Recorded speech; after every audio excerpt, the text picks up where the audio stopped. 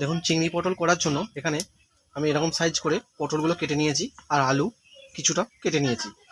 চিংড়ি, আলু, পটল আর আলু আর এখানে চিংড়ি মাছ বেছে নিয়েছি। চিংড়ি মাছটাকে আমি ভালোভাবে ভেজে নেবো আগে, তারপরে পটল আর আলুটা ভালোভাবে ভেজে নেব। তবে আজকে শুরু করছি চিংড়ি, আলু, পটল দিয়ে একটা ঝাল। পটলগুলো আগে আমি ভেজে নেব। পটলগুলো ভাজা হয়ে গেছে, আমি এক এক করে তুলে নেব। এই তেলের মধ্যে আমি আলুগুলো ভেজে নেব।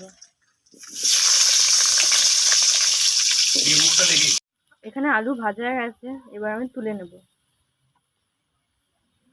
এই তেলের মধ্যে আমি চিংড়ি মাছগুলো দিয়ে দেবো, দিয়ে ভেজে নেব।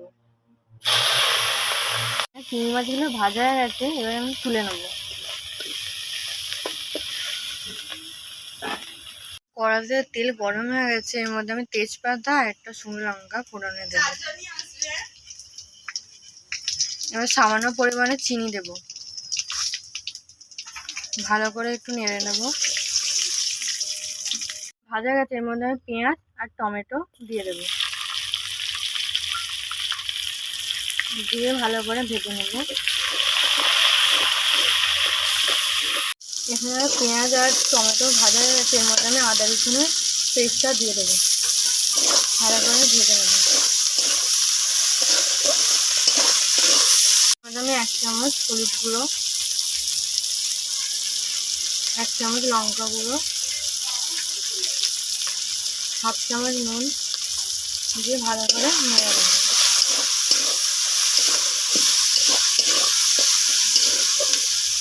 মশলা কষানো হয়ে গেছে, এর মধ্যে আমি আলু পটলটা দিয়ে দেবো, ভালো করে কষিয়ে নেব। আলু আর পটল কষানো হয়ে গেছে, এর মধ্যে আমি চিংড়ি মাছগুলো দিয়ে দেবো, ভালো করে একটু নেড়ে নেবো। এখানে আমি 1 বাটির মতো জল ঢেলে দেবো। পটলের তরকারি রেডি হয়ে গেছে, পটল চিংড়ি। এবার আমি লাবিয়ে নেব।